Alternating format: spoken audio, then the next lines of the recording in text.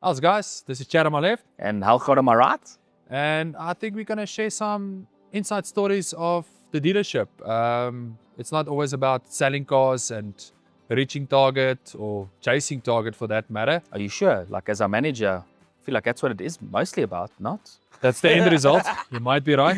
No, just pulling your leg. No, it is quite. I'll let you decide what it is. But yeah, we're gonna tell you guys about what does it feel like in the moments and the experiences of when customers buy. How do we feel about things, and a little bit inside of what we do. So Chad, I'm gonna put you on a spot, my friend.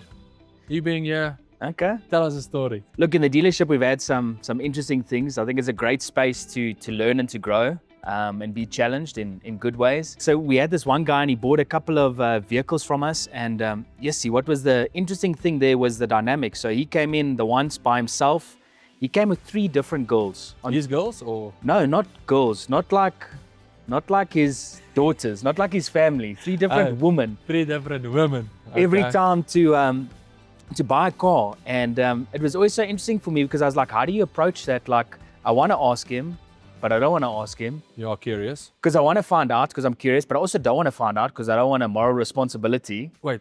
Did he come in separately with this woman? Obviously not So together. he bought a few cars. So the one month he came in with the one lady, the next month he came in with the next lady, the next one he came in with the next lady. And they were all Witzes, so they couldn't have been cars for them. But they were strictly for business. Well, yeah, it didn't look like someone that was his sister. So I think, that's probably one of the more interesting things that has happened to me at the dealership. Yeah, I think if I could tap into that, I had once the opportunity to sell to a customer in Bloemfontein. Afrikaans guy, cattle farmer, sheep farmer, jack of all farmer trades, you got it. But I've never met the guy. So he inquired via a referral. He spoke to me. He said, listen, I'm interested in a 2.4 Hilux manual. Can you bring it for me to Bloemfontein? I've got a vehicle that I want to trade in. And I said, yeah, no problem. Trade-ins, oh yeah. I can with easily get to you in Bloemfontein. I don't come out of the dealership a lot. So let me take a spin and build your deal. Eventually, deals concluded, finances in-house, we go.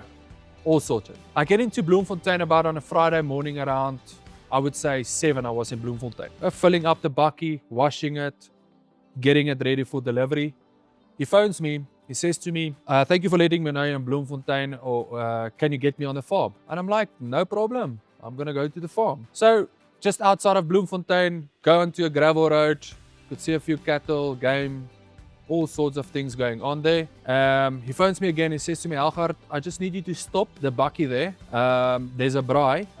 Just wait for me there where the braai area is outside of the house. Now, I've never been on the farm. Did you not get suspect at any point wondering, like, is this even a guy that you're selling to? No. Live location was on. Okay. Yeah, live location was on. So, no, but I mean, you talk to the guy. He speaks your language. He talks rugby, those type of things. Well, I go deep in the bush and he's telling me to stop and wait. So I just get a little bit nervous. But maybe that's just me, No, it's the English in me, No, listen. Afrikaans people are bang for niks. So I wait there, and then his friends came out also to the farm, but they were, I believe, they stay in the same farm. Okay. So some of his friends came through for the weekend. So I met them there, and luckily I felt safe because I know the guy that visited him. Okay. So we started talking, and his friend is starting to ask me, listen, I heard you're selling to my friend. I can't say names now. I said, yeah. He says, can I tell you a story about this guy?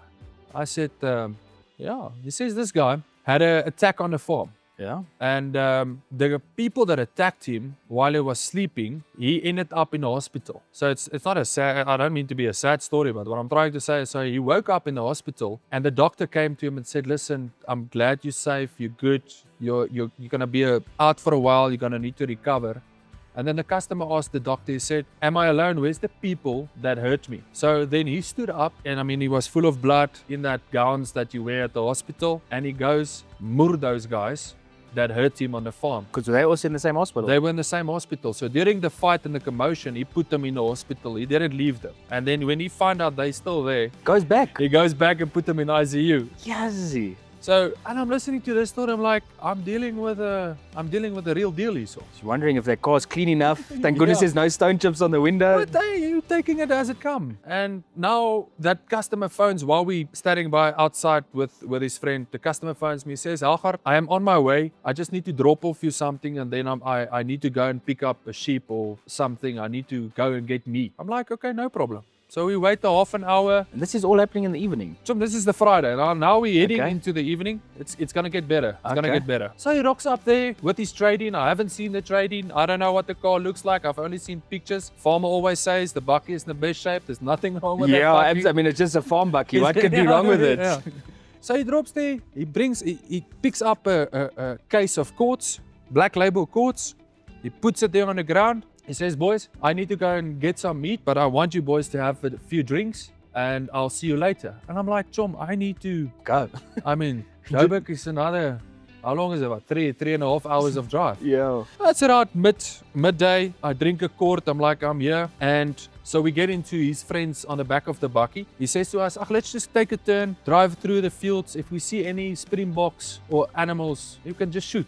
And I'm like, okay, now you're talking my language, because now I have beer. I didn't know this. We didn't plan this. Yeah. So we're on the back of the bucky. There's a herd of, is it a trop, ne? Yeah, there's a herd of springboks there. I've got my black label and a Peter Stuyvesant on my, I'm sitting and I'm obviously shooting left. And you're a good shooter. I've got another story that you remind me of there. Yeah. So I'm on the back of the bucky. I got my springbok in the eye.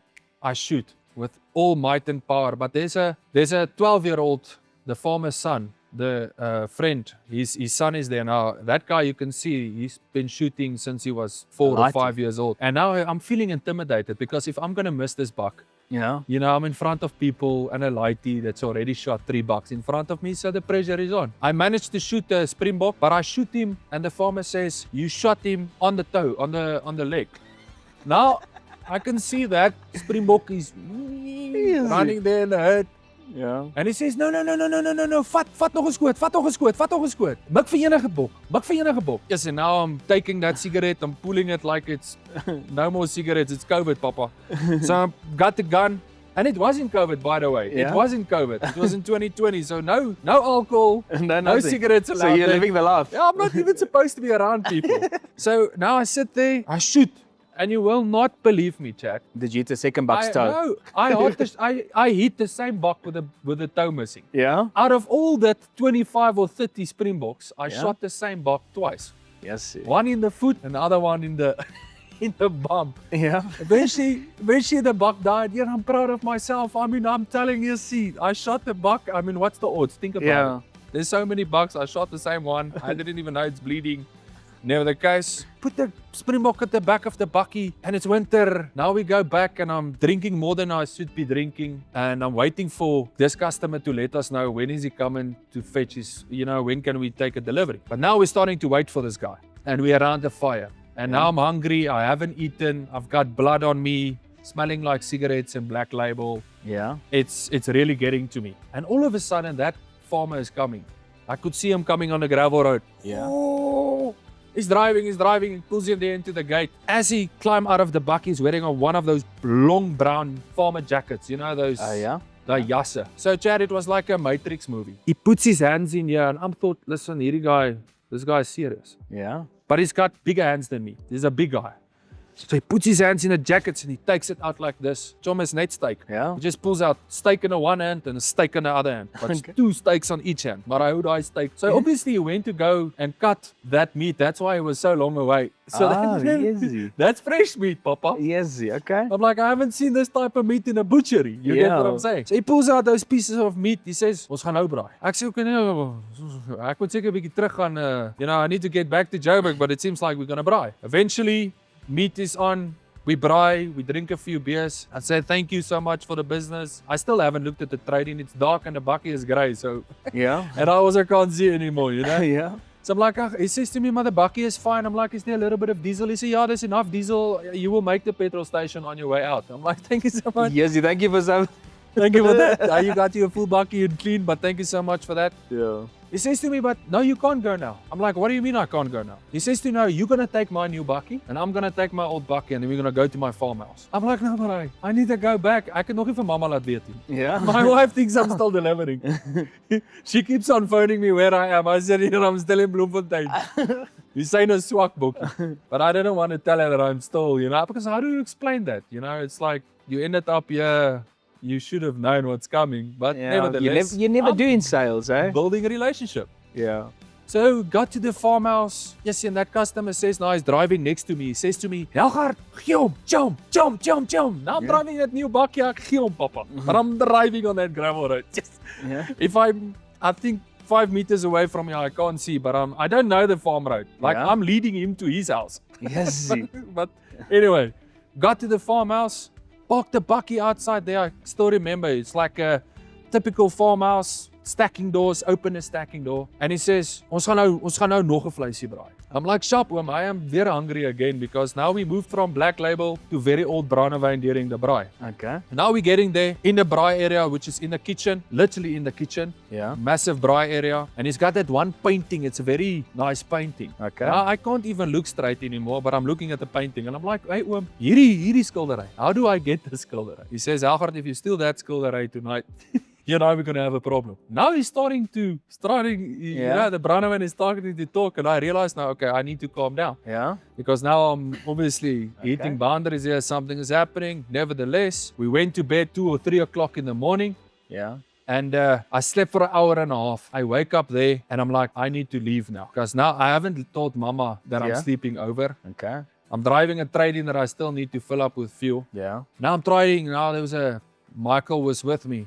That we went to do the delivery. I wake him up. I said, Michael, we need to go. He says to me, where to? I say, I used to. Yeah. You need to go home. Before this guy wakes up, let's go now. Chad, you won't believe me. As we just walk out of the door, he shouts my name. I'm like, ooh, genade. Wait, that springbok that you've shot. You need to take that springbok with. I'm like, nee, oom, ek wil nie die springbok hê nie. Hy sê, nee. Jy vat daai springbok saam. Jy het hom geskiet. Jy moet hom kap. Ek sê, okay, no, thank you, oom. I'll do that. So now we're driving back with a Hilux. I don't have a permit for the springbok that we've shot. Yeah. I smell like alcohol. I still have cigarettes in my hands. Yeah. And we're driving a vehicle with a license that expired for probably 2 or 3 months. All the way from Bloemfontein back to Joburg. Yes. And I pitched up home Saturday with scarp choppies, papa. So at least your wife must have and enjoyed I bride that. again now. Yes. So that was it's one of the most experiences that I've had with a customer. Yes. It was quite a story. Yeah, that reminds me of, do you remember when we went to go deliver that, I can't remember where it was, that Fortuna. And you just packed your gun with and you said, no, it's a farm, we're going to go deliver to the guy. Maybe we'll shoot, some bullets there or something like that. I remember, yeah. So I'm like, okay, no, lekker, let's go. So we go there, we check it. We deliver the car and then I'll never forget this. Then we go, we shoot the guns. I'm like, yes, these guns are proper. I can't remember, what was that hectic one they made us shoot with? 375. That thing was insane. The caliber. The kick and the sound was insane. But remember now, it was his first time shooting. Yeah. No, it was the first time. Yeah, I haven't really shot. I've never done any of those things. So we had 2 guns. I can't say what the first gun is because don't want to talk about a Creedmoor in front of people. But the second gun we had was a 375, which is the farmer's 37. Yeah. Sorry for intruding, Chad. No, all good. What you did was we were at the shooting range. Now the farmer tells us, listen, you guys are going to shoot something today because I told him it's his first experience in hunting. He told that to you. You didn't relay that information to me. We get on the back of the bucky over there and then when we were doing that, Halkot just hands me the gun and he says, Chom, you need to shoot. I didn't know that we were going to go hunting. There's wildebeest over there. I haven't shot before. I've just shot a 375 and his gun once.